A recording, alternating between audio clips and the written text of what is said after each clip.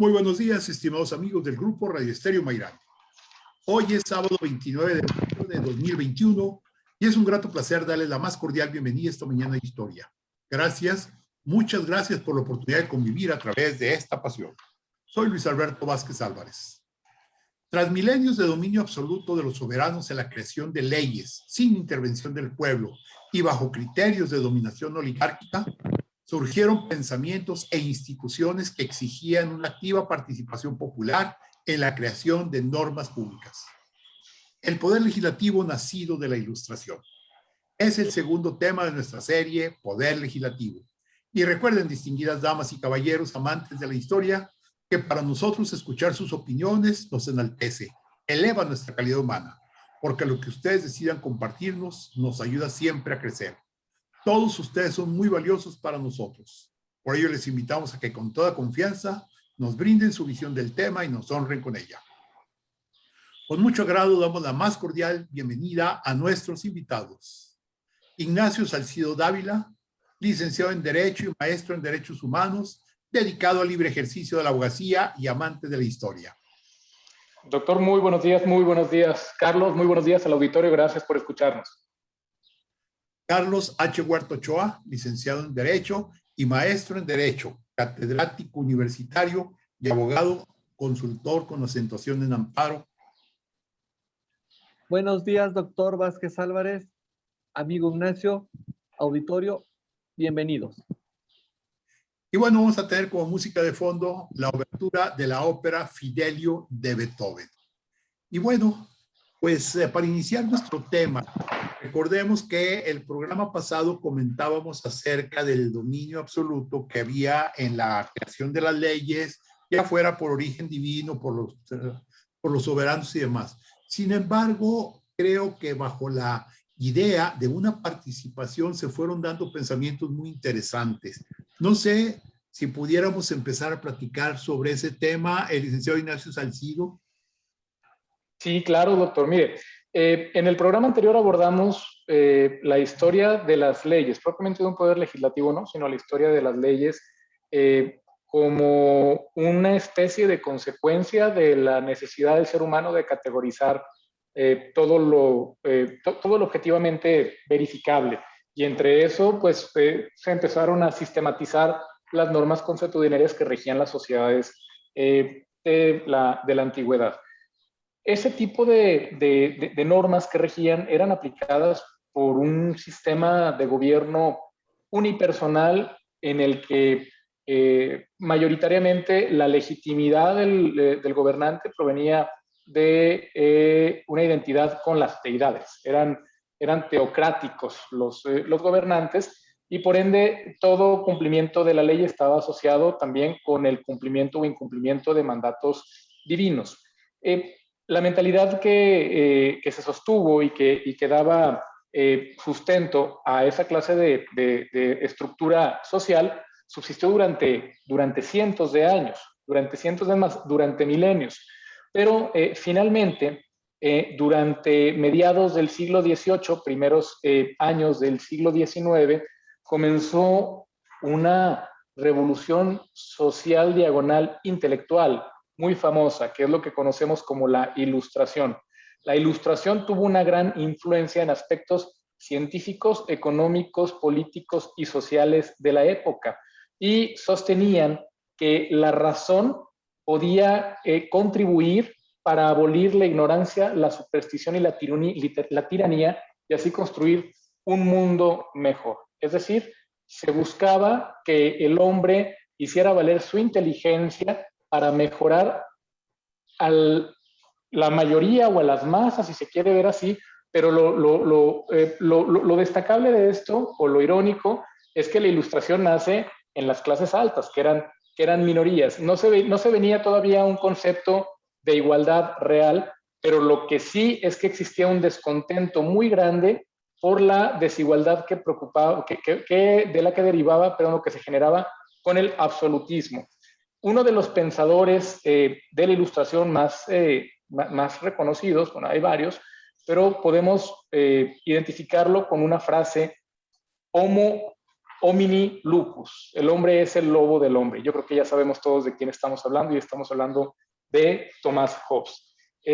Él tomó una doctrina mediante la cual aducía que antes de la creación del Estado, en el estado de naturaleza, el hombre estaba permanentemente en guerra y que esas guerras, esas diferencias que existían se solucionaban mediante el uso de la fuerza. Thomas Hobbes era un filósofo político mecanicista. Él hablaba en el sentido de que todos los hombres eran iguales, pero no desde una perspectiva ética o moral, sino que hablaba de que todos los hombres eran iguales porque así lo marca lo objetivamente verificable, lo mecánico, si se quiere ver así. Hobbes alega que después de cientos de años en los que el hombre en estado natural estaba en guerra permanente, se encontró una manera de empezar a respetar lo que él llamaba leyes de la naturaleza. Y para él había 3 leyes de la naturaleza. La primera ley de la naturaleza establecía que se debe esforzar uno por la paz mientras se tenga la esperanza de lograrla, pero que cuando no se puede obtener la paz, se debe buscar y utilizar todas las ayudas y ventajas de la guerra. La segunda ley de la naturaleza es el principio del contrato de sociedad, que establece que es benéfico para todos para hacer cesar esta guerra interminable y esta guerra permanente, el ceder un poco de lo que a mí me puede corresponder por mi fuerza para que a su vez los demás cedan algo equivalente y logremos un consenso y un beneficio colectivo. Y la tercera ley de la naturaleza es que los hombres cumplan con los pactos que se han celebrado, y el primer pacto pues es el contrato de sociedad. Hay un tema que es destacable. A pesar de que pudiéramos considerar que porque Hobbes establece que hay una igualdad entre los hombres y que por ende todos tendrían en apariencia los mismos derechos, y en caso de que no se respeten esos derechos, entonces estaríamos en un estado permanente de guerra, él sostiene como método de gobierno legítimo el absolutismo. Él dice que como a los hombres nos gobiernan las pasiones, como a los hombres nos desborda lo instintivo, tenemos que tener un poder superior que le dé eficacia a ese pacto social. Y para él, el poder no puede estar dividido. El poder superior que gobierne a los hombres y que haga respetar las normas o las leyes de la naturaleza que acabamos de enunciar, tiene que estar depositado en una sola persona. Y esto se define en un párrafo de su obra Leviatán, que es la más famosa, digamos que es la que lo define. El único camino para elegir semejante poder común capaz de defenderlos contra la invasión de los extranjeros y contra las injurias ajenas, asegurándoles de tal suerte que por su propia actividad y por los frutos de la tierra puedan nutrirse a sí mismos y vivir satisfechos, es conferir todo su poder y fortaleza a un hombre o asamblea de hombres, todos los cuales por pluralidad de votos puedan reducir sus voluntades a una sola voluntad. Entonces, como podemos ver, para Thomas Hobbes el poder político es absoluto, porque si los hombres conservaran parte del poder, podrían promover la guerra y regresar al estado de naturaleza.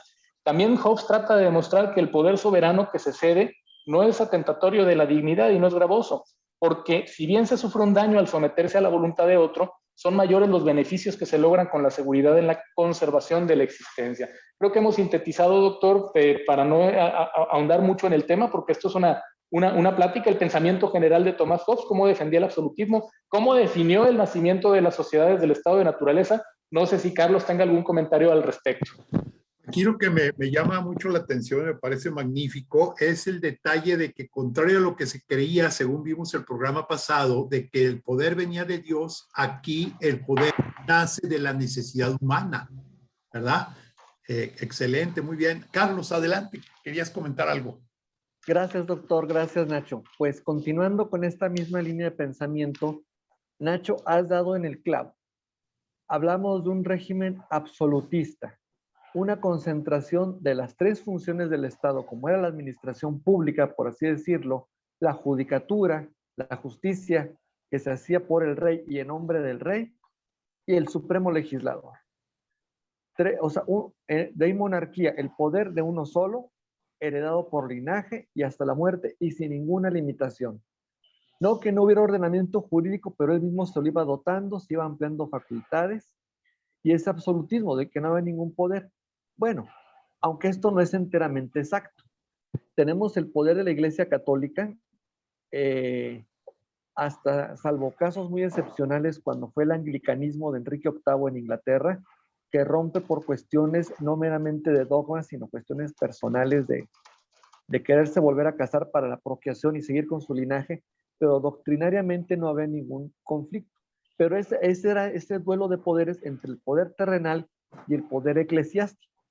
Asumían muchos monarcas, pues también que eran los jefes jerarcas de la religión, pero en sí se pasaban muy por encima la autoridad papal. Entonces ya era un duelo de poderes. Este régimen absolutista que deriva en lo que platicamos cuando hablamos en otros programas de Luis XIV, del despotismo ilustrado, o sea, porque eran gente preparada, gente estudiosa, que tenía sus consejeros, pero en sí, como dijimos en el programa anterior, esos consejeros no eran propiamente un contrapeso ni político ni legislativo.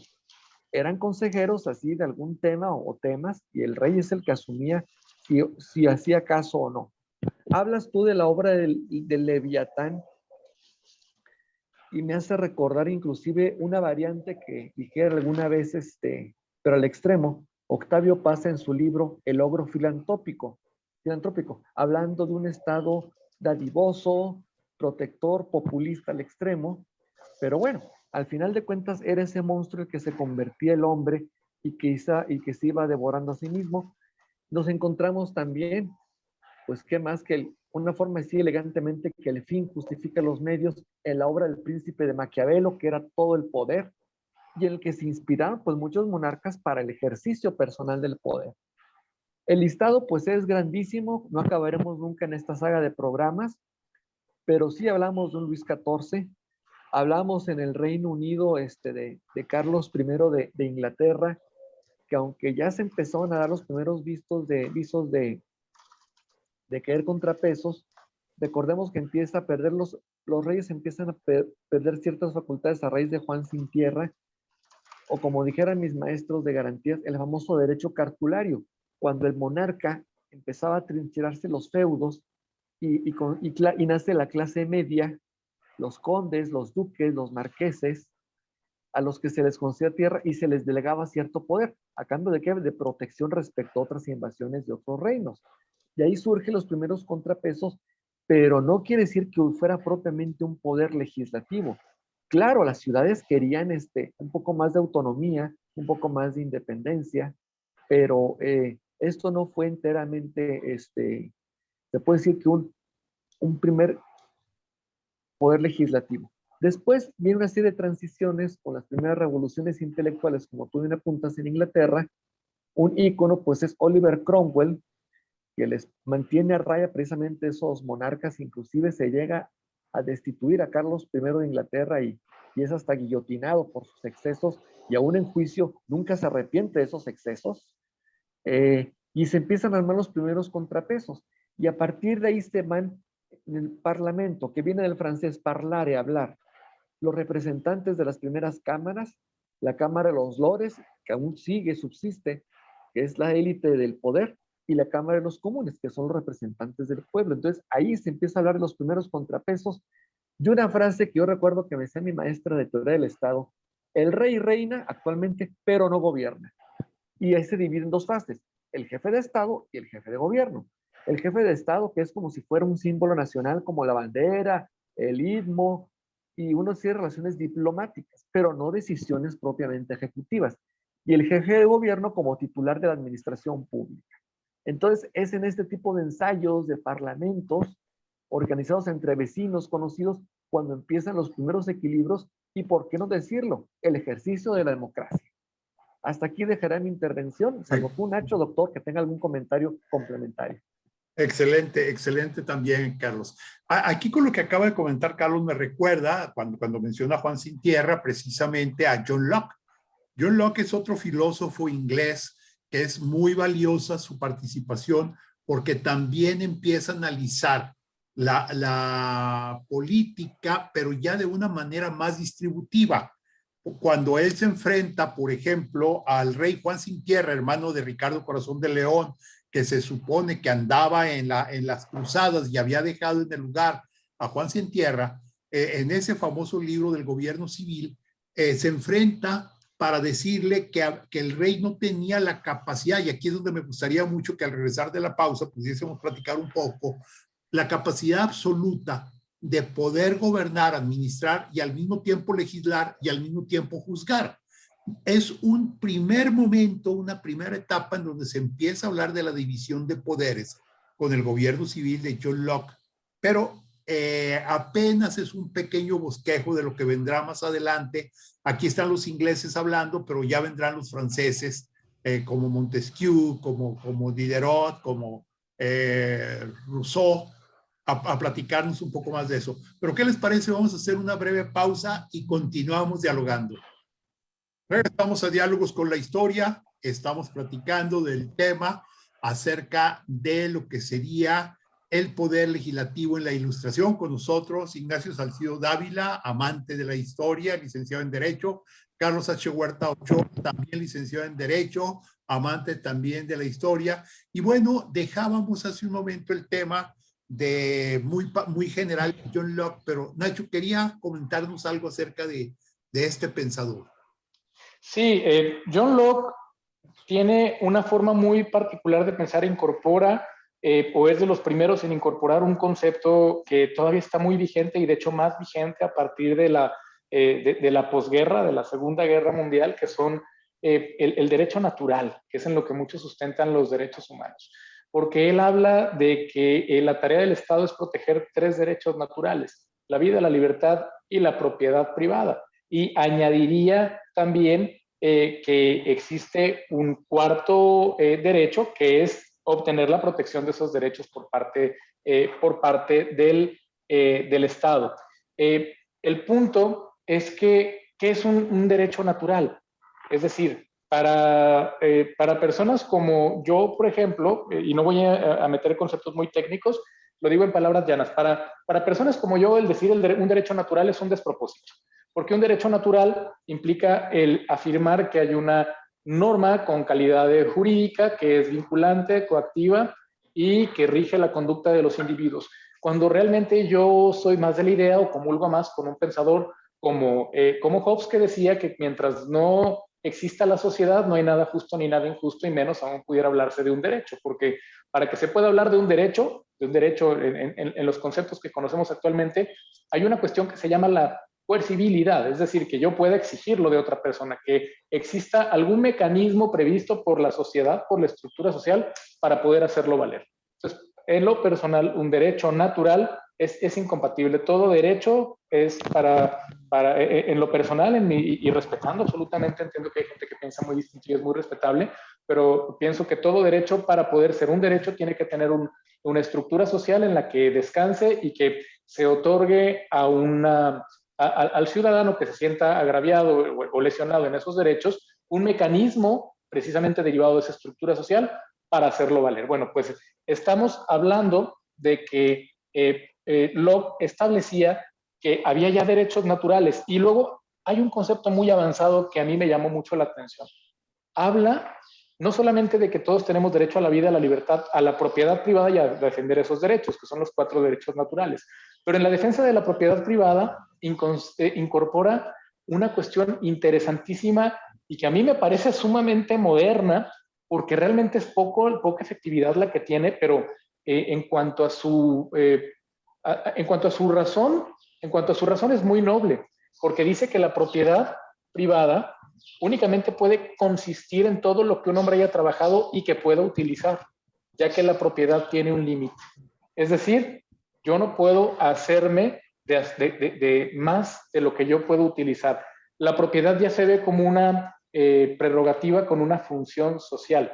Y eso es algo que se previó hace cientos de años, pero al auditorio le comento, esa norma, tal cual como la perfiló él, está establecida en el Código Civil, en el sentido de que el propietario, no significa que no podamos actualmente ser propietarios de más de lo que podamos usar, pero sí actualmente estamos obligados, y eso no es algo que se divulgue mucho, a hacer uso de nuestras cosas de manera de que no perjudiquemos a los demás. Es decir, no por el hecho de yo ser propietario de algo, tengo el derecho absoluto a utilizarlo como yo quiera, aun y cuando fuera de forma legal, sino que se reconoce que la propiedad tiene una función social y tengo que utilizar mis bienes de manera de no perjudicar a otros. Para Locke, el gobierno debía estar constituido por un rey y por un parlamento. El parlamento es donde se expresa la soberanía popular y en donde se hacen las leyes que debe cumplir el mismo rey. Doctor, usted mencionó, y eso me pareció sumamente acertado, que una de las notas distintivas de la Ilustración es que en lugar de que las leyes provinieran de los dioses, ahora se establecía que las leyes provenían de los hombres. Bueno, durante la Revolución Inglesa hay un relato acerca de que el rey Carlos I preguntó frente al cadalso en nombre de qué principio se le juzgaba. Pues el origen de su poder estaba en Dios, y se le respondió, en nombre del pueblo que os ha elegido. Entonces, es exactamente lo que usted comentó. Fue un despertar de las sociedades humanas en el sentido de que las normas que debían regir su conducta debían provenir de la misma colectividad a la que estaban destinadas a gobernar. Carlos, no sé si quieras comentar algo al respecto. Excelente. Precisamente esta participación de Nacho Salcido nos da pie para analizar la parte correspondiente ya a cómo se fueron generando los poderes legislativos. Nacho comentaba hace un momento del Parlamento inglés. No sé si ahorita podemos regresar un poco a hablar del Parlamento inglés, pero Carlos, no sé si tú puedas comentarnos acerca de cómo se empezó a generar precisamente en Francia una situación muy especial por la llegada de un rey de mala suerte que fue Luis XVI, porque pues en realidad el pobre llegó y encontró una Francia ya muy devastada, con muchos problemas serios que habían dejado Luis XIV, que había sido el rey Sol, que maravillaba con todas las obras que realizó, y Luis XV, que duró muy poco, que fue muy oscuro, pero no. Y sin embargo, cuando llega Luis XVI, la situación de Francia era realmente terrible. Y eso va a dar lugar precisamente al tema de cómo se fue generando el poder legislativo en la Europa continental. Carlos, no sé qué quieras comentar al respecto. Gracias, doctor Luis Alberto. Pues, ya que estamos en un plan revolucionario, le voy a lanzar 3 disparos a mi amigo Nacho Salcido. En primer lugar, le disparo contestándole su postura justnaturalista, o sea, del derecho natural, como un derecho que nos enseñaron en la escuela, intrínsecamente válido, que por estar en mí como persona es lo que vale. Un poco individualista, vamos a decir un poco humanista.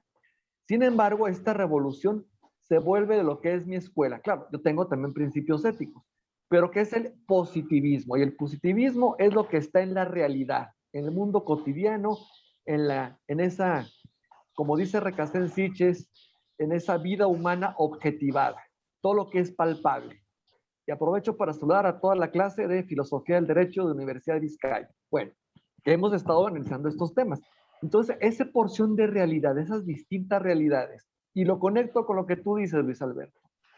Llega Luis XVI con una Francia desgastada, devastada por el despotismo ilustrado, muy ilustrado, pero despotismo. ¿Por qué no hay contrapesos? ¿Por qué no hay división de poderes?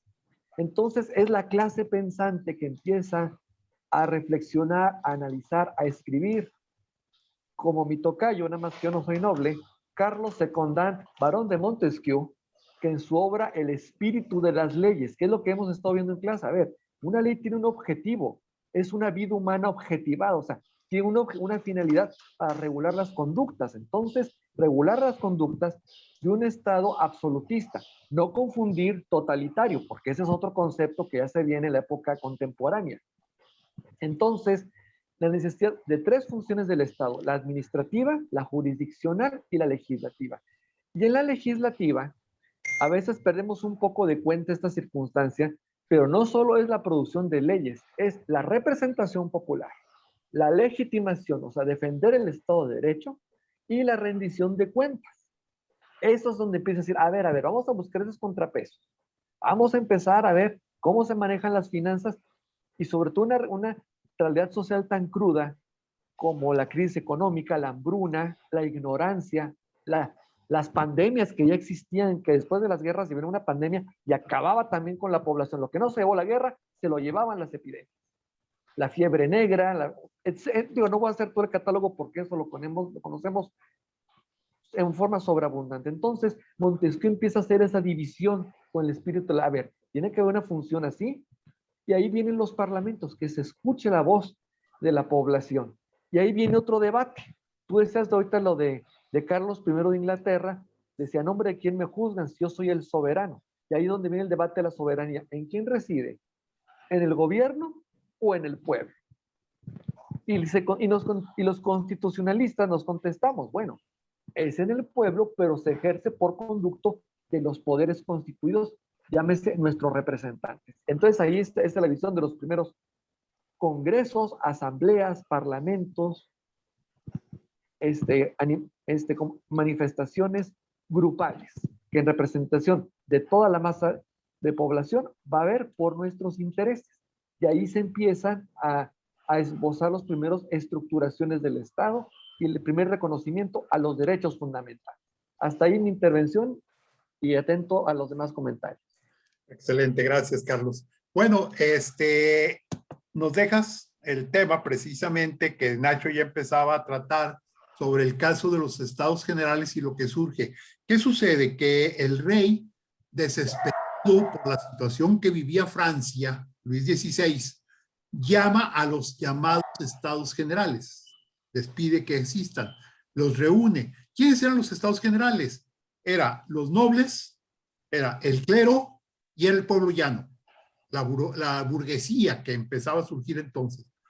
Esos tres eran en una proporción, vale la pena destacar, muy pequeña. Los nobles, tal vez el 2% de la población de Francia.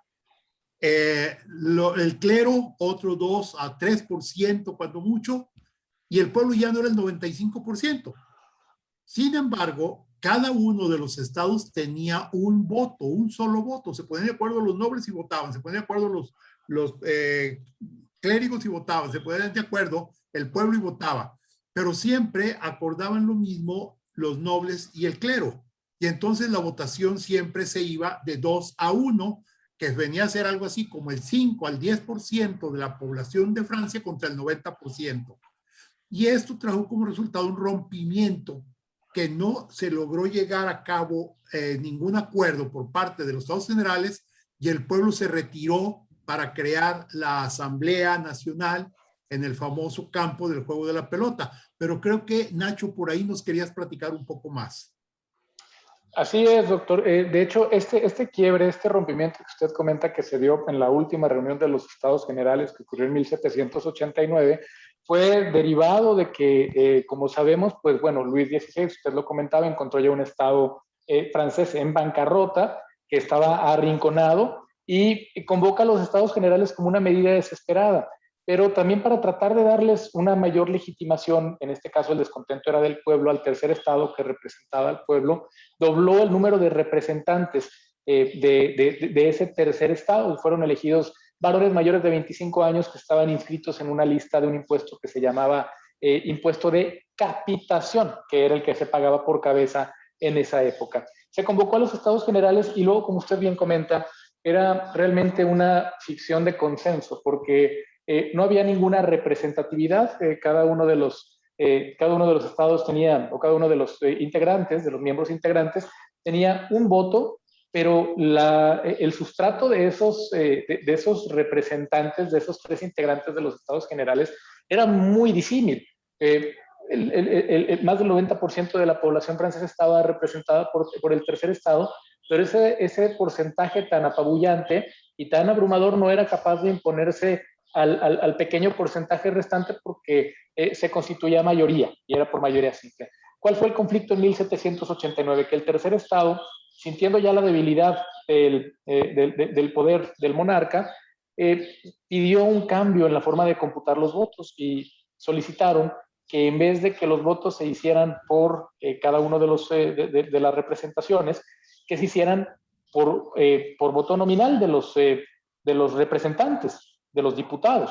Había en ese entonces 1,139 diputados, y resulta que de esos 1,139, 291 diputados pertenecían al clero, 270 a la nobleza y 578 pertenecían al tercer estado, que eran los representantes del pueblo. ¿Qué pasó? Que el rey no estaba de acuerdo con que el voto fuera nominal por diputado y obviamente tampoco estuvo de acuerdo el clero. ¿Por qué? Porque sabían que perdían el control. Y usted bien lo comentó, el tercer estado se retira y conforma lo que luego viene a hacer la Asamblea Nacional Constituyente.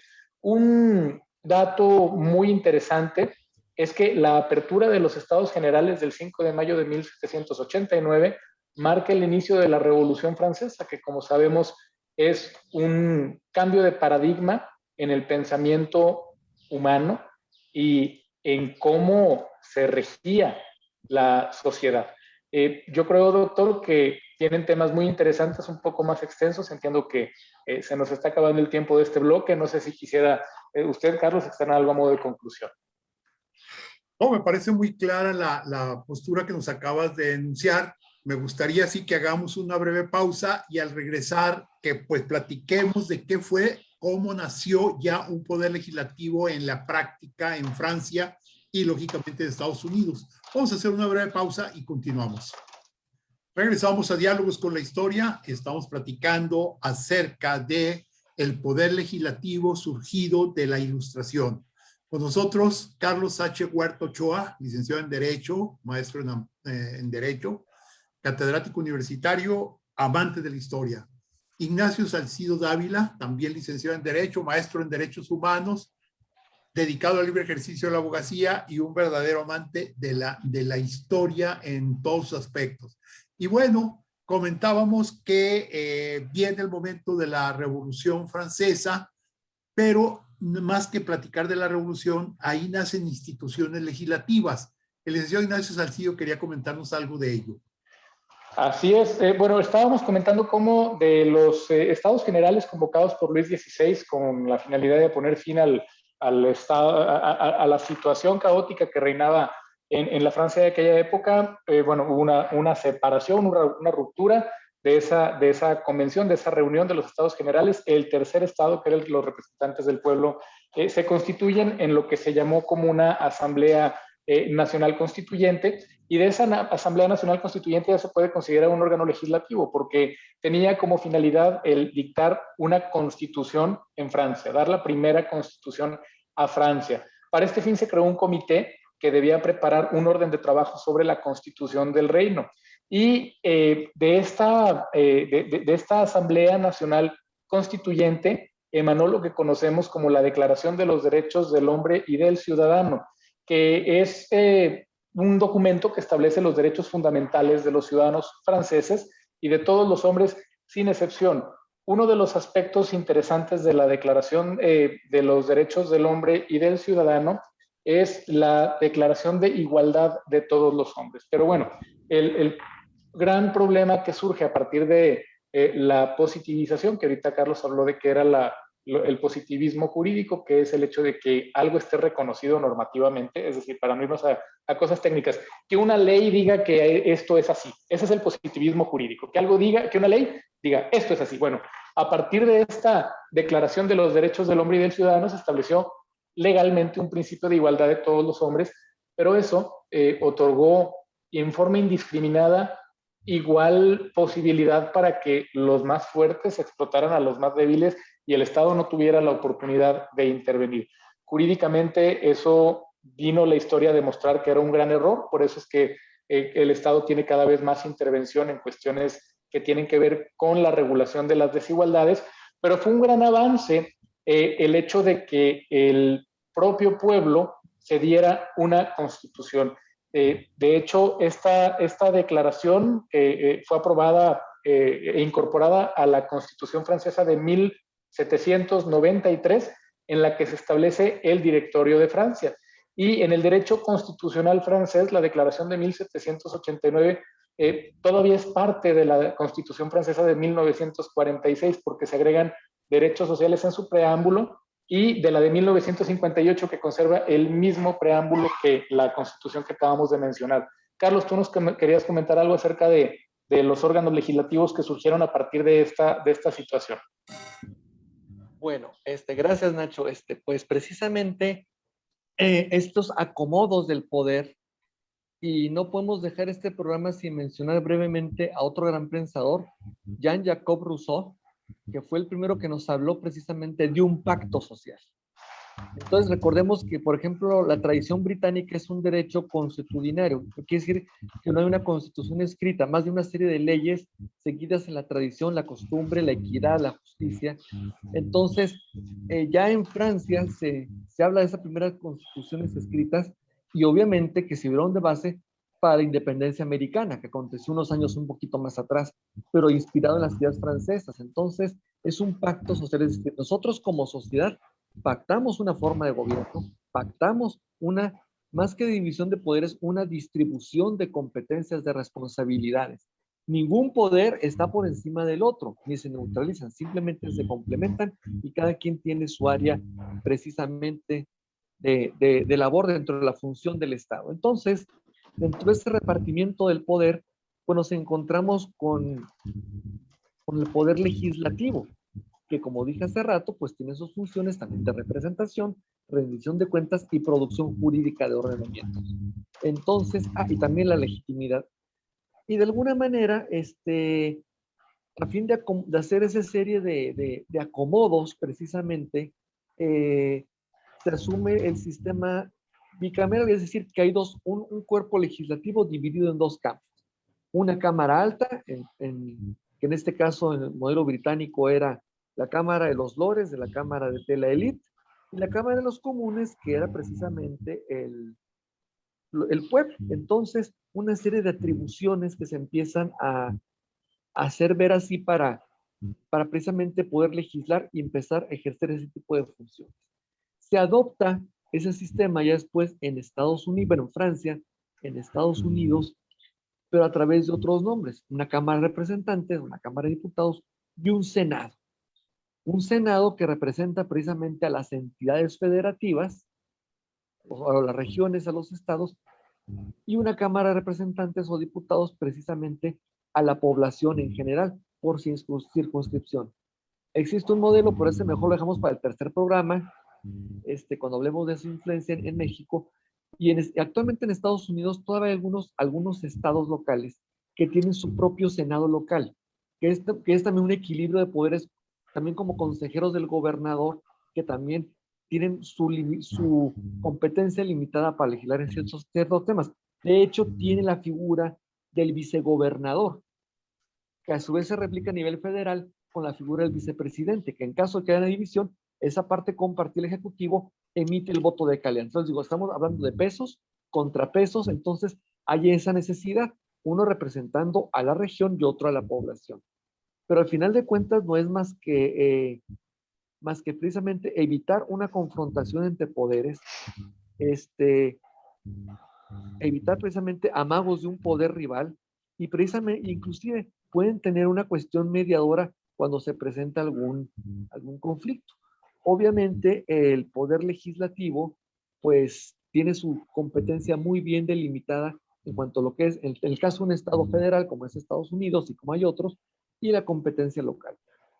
Entonces, ese puedo decir que es el primer molde que tenemos. Claro, actualmente tenemos estados centrales, como es Francia, como es, no sé, cualquier otro país de América Latina, Uruguay, Paraguay, que tienen su gobierno central general y sus poderes legislativo y ejecutivo, pero no tienen poderes regionales o estatales que tengan una autonomía propia o una competencia así residual. Pero todos el principio como tal del legislativo lo encontramos con estos antecedentes británicos, franceses y que se reflejan en el pueblo americano, como una redistribución precisamente de las funciones.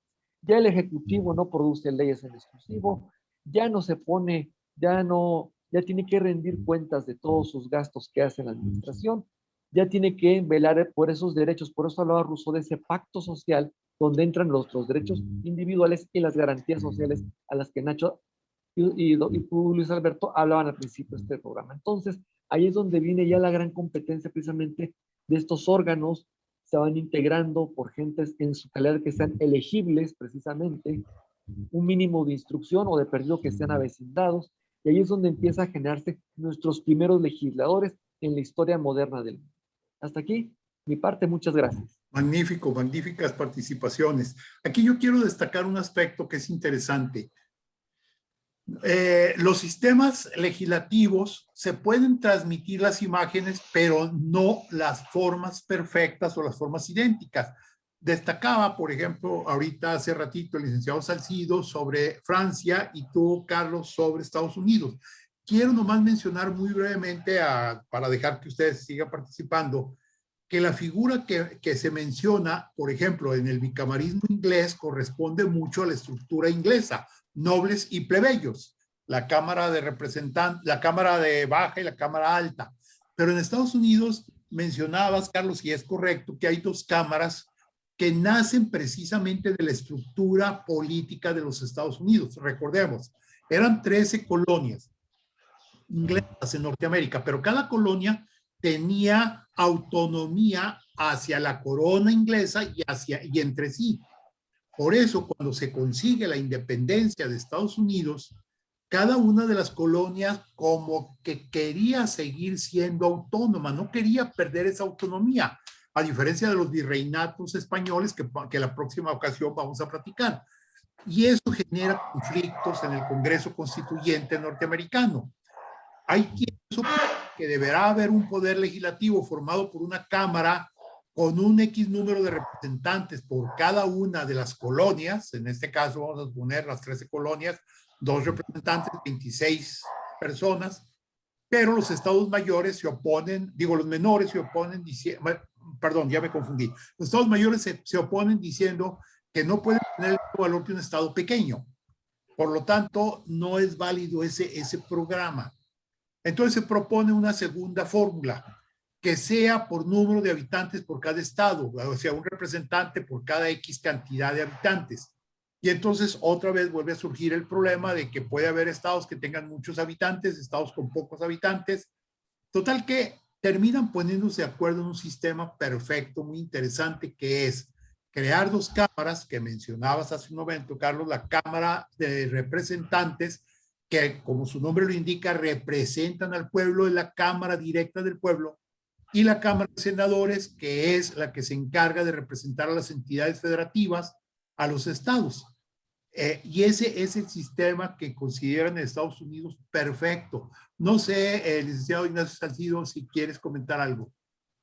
Así es, doctor. Digo, solamente como una nota distintiva de todas las asambleas legislativas que podemos encontrar es que fueron conquistas de las mayorías.